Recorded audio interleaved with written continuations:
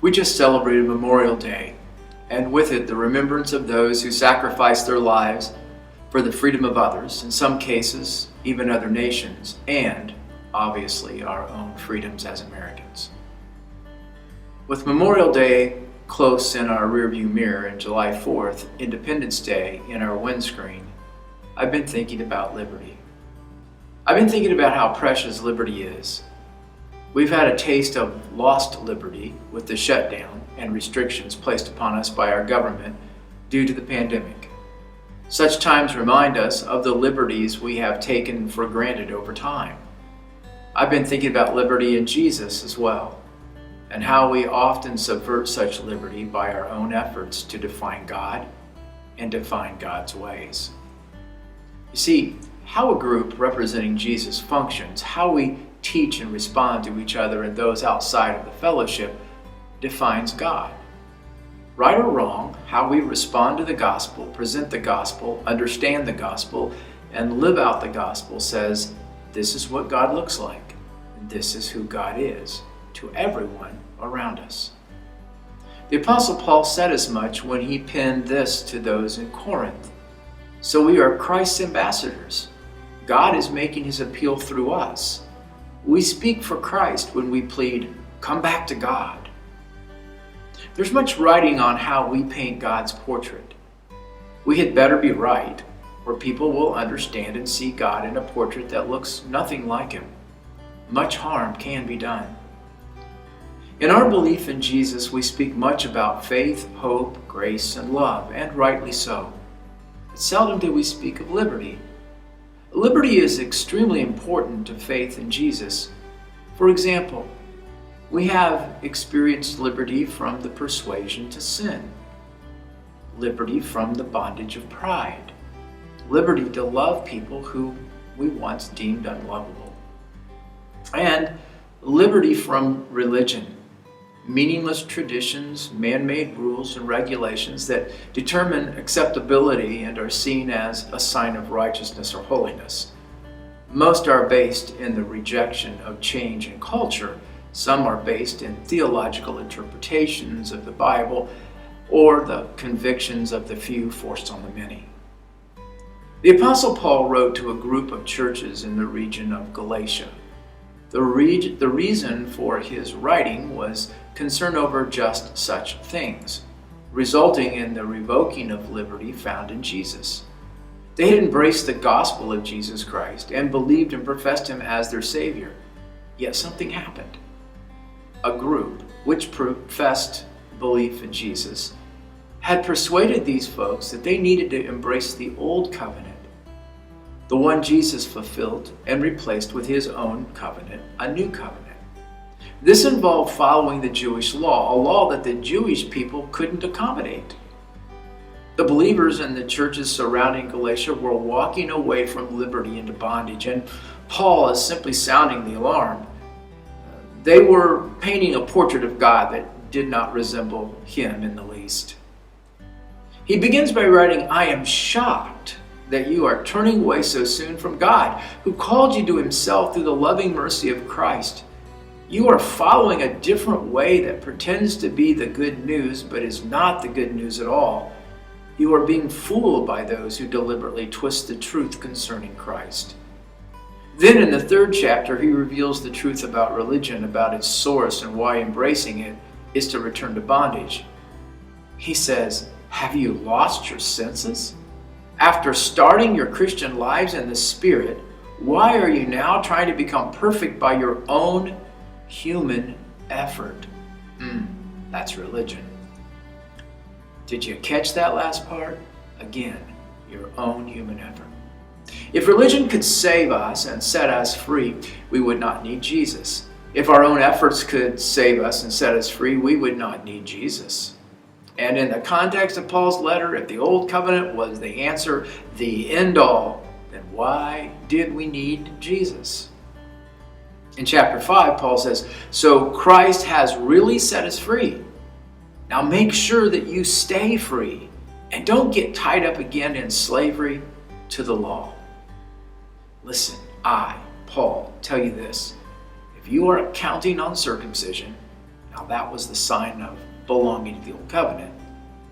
To make you right with God, then Christ cannot help you.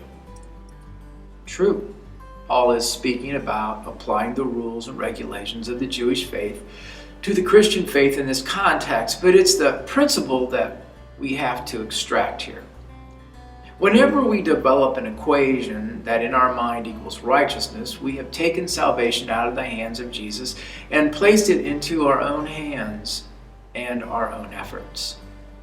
Things go from simple to complicated. They go from looking like God to looking like us. Such includes traditions, established man-made standards, rules which are to be followed by the institution, regulations which are to be followed to belong, anything by which we measure or determine rightness within our view of faith. Whenever we embrace such as the end-all, the proof, the manner and way we please God, we have just placed ourselves into bondage. Let me challenge us a little by a question or two, because you may be kind of getting your hackles up about some of what I just said. But these questions kind of get to the point and may cause us to think. Do we ever judge other professing believers' authenticity by our standards? Do we ever judge other professing believers' authenticity by our traditions?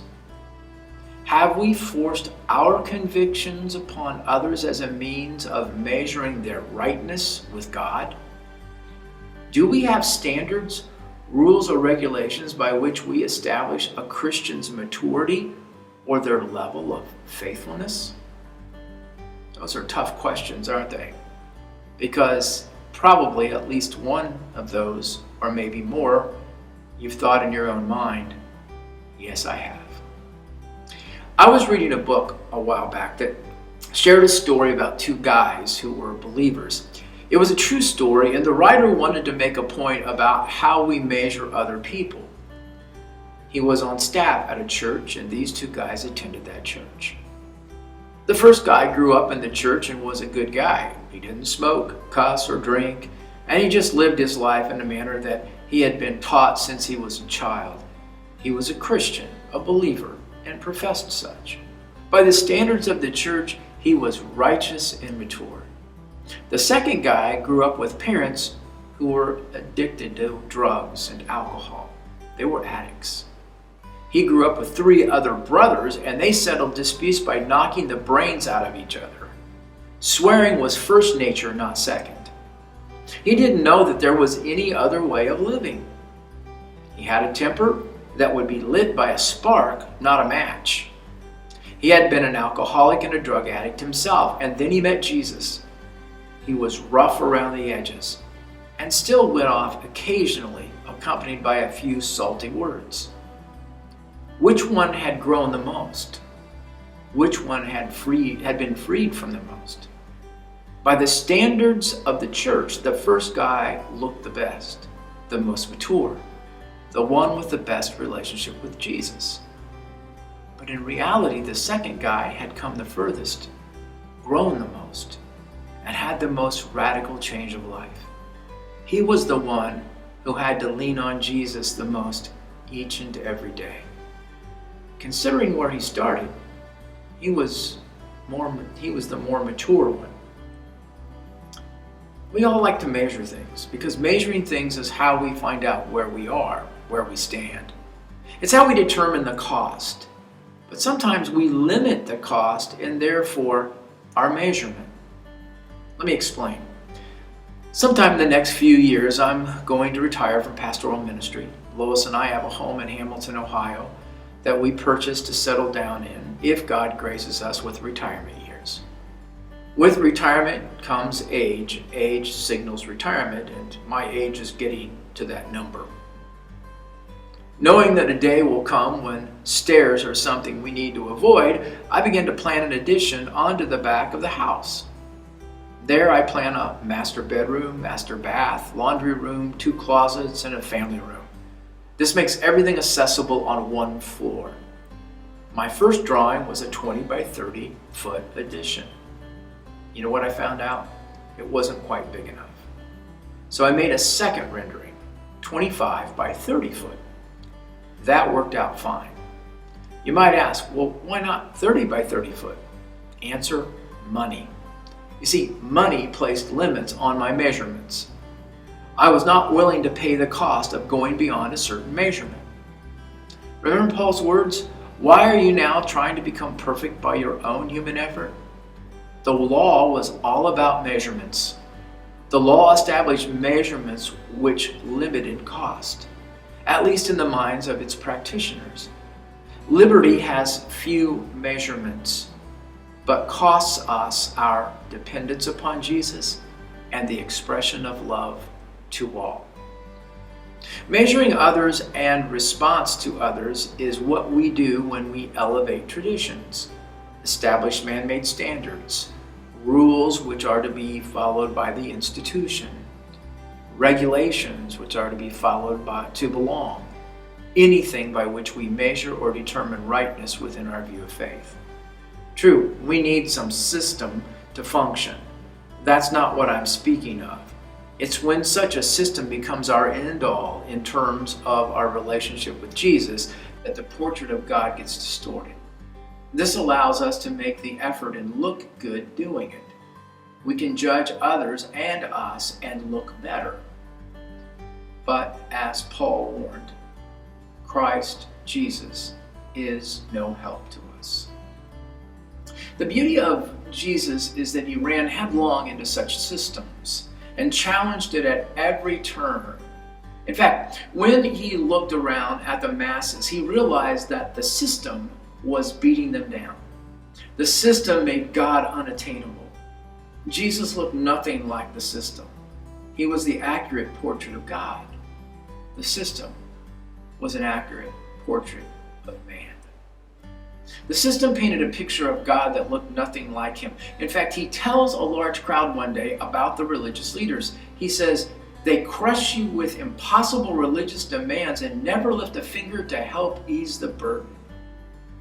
But here's what Jesus said to them concerning himself. Come to me, all you who are weary and carry heavy burdens, and I will give you rest. Take my yoke upon you. Let me teach you, because I am humble and gentle, and you will find rest for your souls. For my yoke fits perfectly, and my burden I give is light. You know what I have observed? The more complicated the painting, the less it looks like God. The more detailed and the more restrictive the strokes, the more it looks like us. Liberty is fairly simple. To function, it must respect the liberty of others.